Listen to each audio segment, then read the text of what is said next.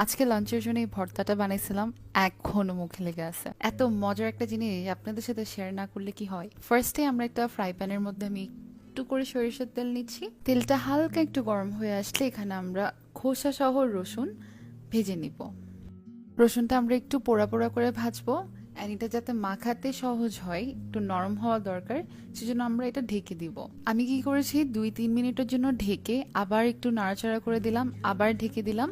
এভাবে আমি 3বার কন্টিনিউ করেছি। টোটাল আমার 10 মিনিটের মতো লেগেছে। অ্যান্ড প্রথম 5 থেকে 6 মিনিট আমি হিটটা মিডিয়াম টু লো রেখেছি। পরের 5 মিনিট আমি ফ্লেমটা একদম বাড়িয়ে দিয়েছিলাম। 10 মিনিটের মাথায় রসুনগুলো একটু নরম হয়ে আসবে, সুন্দর একটা গ্রান আসবে এবং একটু পোড়া পোড়া হয়ে আসবে। রসুনগুলো আমি একটা প্লেটে নিয়ে একটু ঠান্ডা হতে দিব। মিনওয়াইল আমি সেম প্যানের মধ্যে আর একটু সরিষার তেল নিচ্ছি এবং এখানে একটা পেঁয়াজ কুচি করে দিলাম, সাথে দিব কয়েকটা শুকনা মরিচ এবং কয়েকটা কাঁচা মরিচ।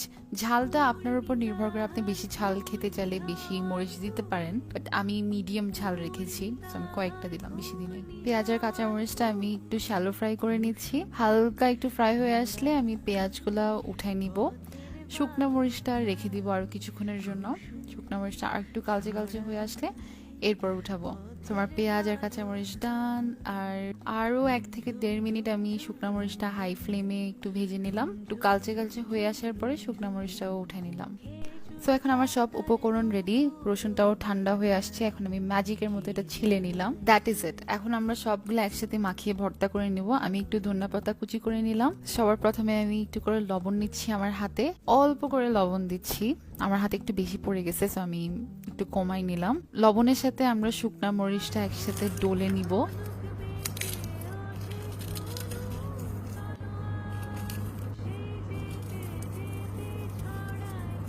আমরা গ্র্যাজুয়ালি একটার পর একটা মাখাবো। প্রথমে শুকনা মরিচ আর লবণটা কষলে নিলাম, এরপর সাথে এখন পেঁয়াজটা মিশানো শুরু করব।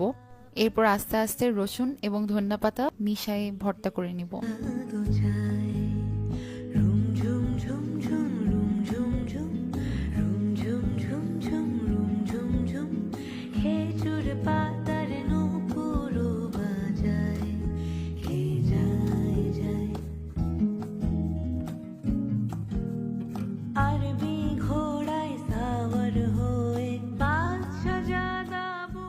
সব ভালো করে একসাথে মিশানো হয়ে গেলে আমি একটু করে সরিষার তেল উপরে ড্রিজল করে দিব। এটা না দিলে কেমন যেন একটু ইনকমপ্লিট মনে হয়।